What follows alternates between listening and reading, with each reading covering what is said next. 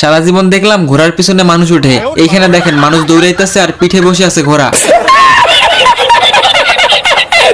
তো এই বলদে ফুটপাতে হাঁটতেছিল, হাঁটতে সমস্যা হইতেছে দেখা পা পেঁচায় গিট মেরে দিছে।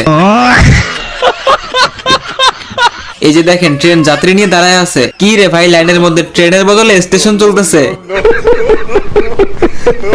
এই যে দেখেন আগে ঘরের মধ্যে আগুন লাগতো আর এখন ঘরের মধ্যে পানি লাগছে, আগুন দিয়ে নিভাইতেছে। পানি নিভাইতে গিয়া ঘরের 14টা বাজাই দিছে।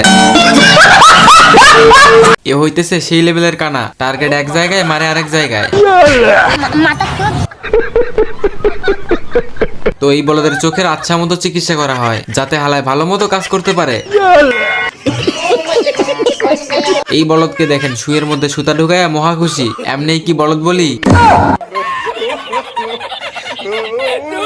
এইদিকে দেখেন এক বলদে জুতা পরিষ্কার করতেছে, আরেক বলদে এসে ময়লা করতেছে। এবার ওই বলদকে আসতে দেখে এই বলদে আগেই জুতা ময়লা করে দেয় আর এই হেলায় গাড়ি সুন্দর মতো গ্যারেজে ঢুকাই দেয়।